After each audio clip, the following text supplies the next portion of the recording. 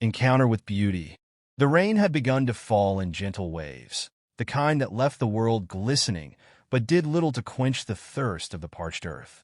In the small, forgotten town of Ardenwood, tucked away between jagged hills and endless fields, the arrival of Evelyn Garnett was an event no one had expected. Evelyn stepped out of the black car, her heels clicking sharply against the cobblestone road. The townsfolk, cloaked in quiet suspicion, watched from behind lace curtains and half-closed shutters. She was a vision, her crimson coat like a slash of defiance against the muted gray of the day, her dark hair pinned into an elegant chignon. To them, she didn't belong. To her, they didn't matter. "Is this it?" she asked, her voice carrying a cool detachment as she glanced at the peeling facade of the old estate before her. It loomed, skeletal and foreboding, with ivy crawling up its weathered stone walls. "It's seen better days, but it's sturdy," replied Malcolm Thorne, the estate's caretaker. He was a wiry man with a face carved by years of labor and eyes sharp enough to cut glass.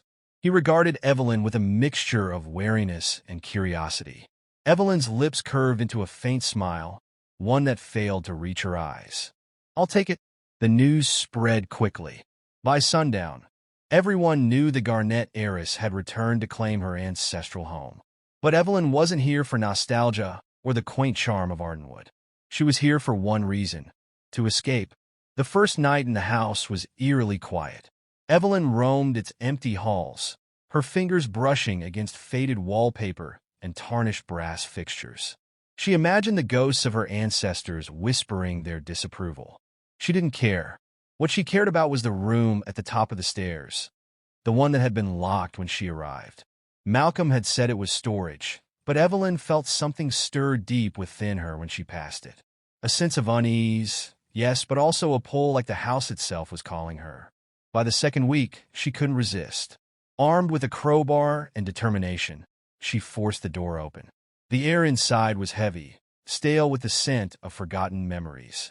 The room was small, bathed in shadows, and at its center stood an easel draped in a tattered white cloth.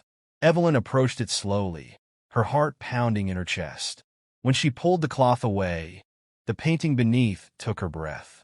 It was a portrait of a woman, beautiful, ethereal, and hauntingly familiar.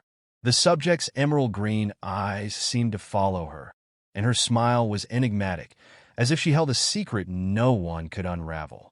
Who was she?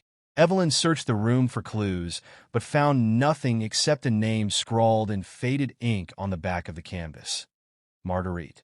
The days that followed were a blur. Evelyn became obsessed with the portrait.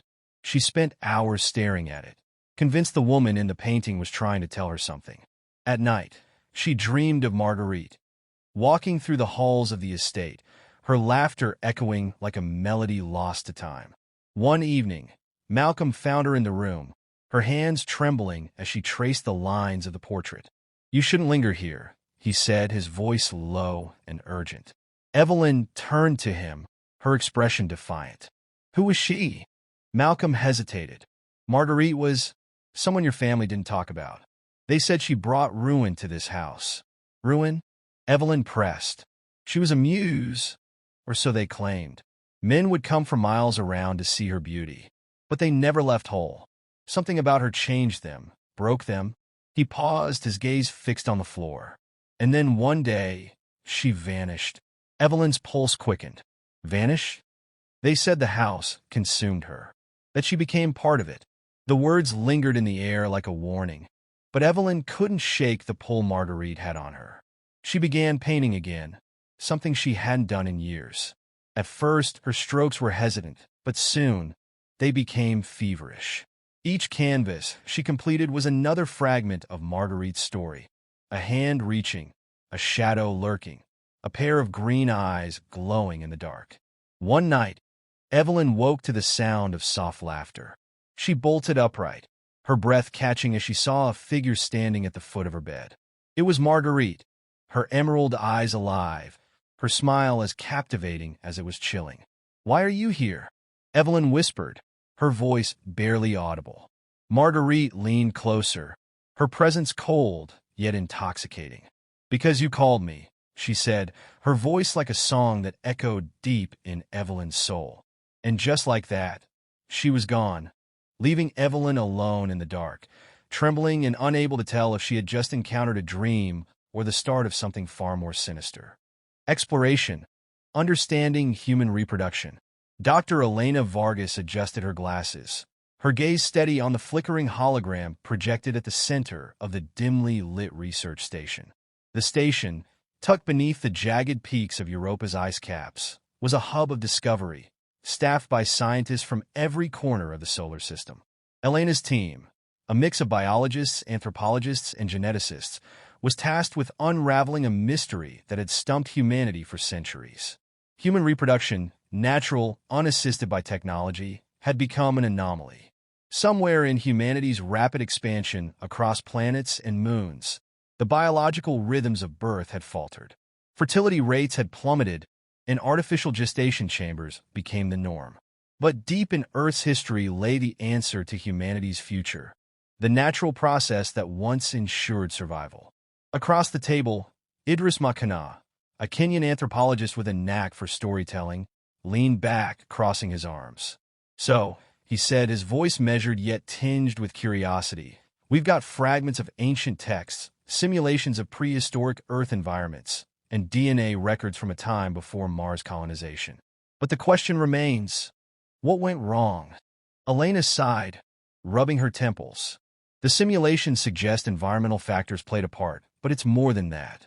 Human relationships, the intangible connections that facilitated reproduction, seem to have deteriorated. Technology filled the gaps, and we lost something fundamental." Idris tapped the table thoughtfully. "You think it's cultural?" "Cultural, emotional, maybe even spiritual," Elena replied. "But without data, it's just conjecture. We need a breakthrough." At the edge of the room, Maylin Zhou, the youngest member of the team and a computational biologist, cleared her throat. "I've been analyzing the genetic variances in the ancient DNA samples," she said, her voice steady despite the gravity of her findings. "There's a pattern. Certain gene expressions tied to pheromone production were more active in the past. It's possible that humans once relied on subconscious chemical signals to choose mates." "That's intriguing," Idris said, leaning forward. "But how do we test it?" "We're working with extinct behaviors, not just dormant genes." Elena's eyes narrowed. "We simulate it. We create a controlled environment where those conditions can be replicated." The team fell silent. It was a daunting task, ethically fraught and scientifically complex. Yet, the stakes were high. Humanity's reliance on technology for reproduction was unsustainable in the long term, and understanding the natural process could unlock solutions to broader genetic and societal challenges. "I've been reviewing an ancient text called the Genesis Code," Idris said after a moment. "It's not a scientific document, but it offers a glimpse into how early humans understood reproduction, love, family, community. Maybe we're missing a critical psychological component." Elena nodded. "Then we integrate both, the biological and the psychological. Maylin, focus on activating those gene expressions in the simulation. Idris, extract actionable insights from your texts. We need every angle covered." 2 weeks later, the first simulation was ready. A sealed chamber mimicked Earth's temperate climate, complete with flora and fauna recreated from ancient databases. 2 volunteers, genetic matches to ancient humans, had agreed to participate. They had been isolated from modern stimuli to allow the experiment a chance to unfold naturally. On the observation deck, Elena and her team watched as the volunteers, Amara and Ethan, entered the chamber. Both appeared hesitant, their movements stiff and uncertain. "Do they even know what to do?" Maylin asked, her voice hushed. "They've been briefed on basic survival," Elena replied. "But the emotional and social dynamics, that's up to them." The first few hours passed uneventfully. Amara and Ethan explored the chamber separately, gathering resources and observing the synthetic environment. It wasn't until the second day, when a sudden simulated storm forced them into the same shelter, that the dynamic began to shift. Through the holographic monitors, the team observed subtle changes. Amara and Ethan began to share tasks, building a fire, collecting food. Conversations, though initially transactional, grew warmer. By the 4th day, Their interactions bore signs of genuine camaraderie. And then came the unexpected. During a quiet moment by the fire, Ethan offered Amara a flower he'd picked. A simple gesture, but one loaded with significance. Amara's laughter echoed through the chamber, a sound so rare and genuine that it startled the observing team. "Did you see that?" Idris whispered. "Connection. Not just cooperation." Malin's console beeped. "Their pheromone levels are spiking," she announced. "It's working." Elena leaned closer to the monitor, her heart pounding. For the first time, the experiment wasn't just about biology or technology. It was about rediscovering what it meant to be human. As the simulation continued, the team saw more moments of connection. Shared meals, exchanged stories, and quiet laughter. But the central question loomed. Would these connections lead to reproduction? Or had centuries of technological dependence irreversibly altered human biology? The answer lay in the days to come. For now, Elena allowed herself a small, cautious smile. The first step had been taken, and the future of humanity hinged on the outcome of this fragile, beautiful experiment. Resolution, the meaning of connection. The train hummed softly as it cut through the fog-laden countryside. Its rhythmic clatter was a muted comfort to the passengers aboard, though few paid attention. In a corner seat, Noor studied her reflection in the window, her dark eyes sharp, searching, as though the glass might yield answers she hadn't yet found. Across from her sat Sam, leaning back, his shoulders relaxed but his fingers drumming an anxious beat on his knee. They hadn't spoken much since boarding. Noor's bag sat between them, a quiet barrier, its weight a reminder of the decision she'd made an hour before, to leave the city and the life she had spent a decade building. Sam, meanwhile, had taken the same train on impulse, unwilling to let her vanish without explanation. "You're really doing this," he said, breaking the silence. His voice was low, almost swallowed by the train's hum. She turned to him, her expression unreadable. "What choice do I have? Staying doesn't make sense anymore." "It doesn't make sense to you," he replied, the edge in his tone betraying the calm he tried to project. "What about us? What about everything we've—" He stopped himself, running a hand through his untidy hair. "You can't just disappear." "I'm not disappearing, Sam," she said, her voice firm but not unkind. "I'm moving forward. There's a difference." He exhaled sharply, his frustration palpable. "Is that what you think this is? Moving forward? You're running. From your work, your friends, me." Noor flinched, but didn't respond immediately. Instead, she glanced down at her hands, folded tightly in her lap. When she spoke again, her voice was quieter. "You don't understand. I stayed for 10 years, trying to make it fit. Every day, I felt like I was shrinking, like I was living someone else's life. I don't even know who I am anymore." Sam leaned forward, his drumming fingers stilled. "Then let me help you figure it out. We've always done that. Helped each other." She shook her head, a faint smile ghosting her lips, tinged with sadness. "You don't get it. This isn't something you can fix, Sam. It's something I have to face alone." The train lurched slightly, and both of them reached instinctively for the edge of the table between them, their hands brushing briefly. The contact was fleeting, but it carried the weight of unspoken memories, late-night conversations, quiet laughter, shared dreams that now felt like fragments of a past neither could reclaim. "You know," he began, his voice softer now, "when I first met you, you were so sure of yourself. It was like you carried the world in your pocket, and nothing could stop you." She looked at him then, her eyes meeting his for the first time since their conversation started. "Maybe that's the problem," she said. "I've been carrying the world for so long that I forgot how to carry myself." The train slowed as it approached the next station, the screech of the brakes cutting through the tension between them.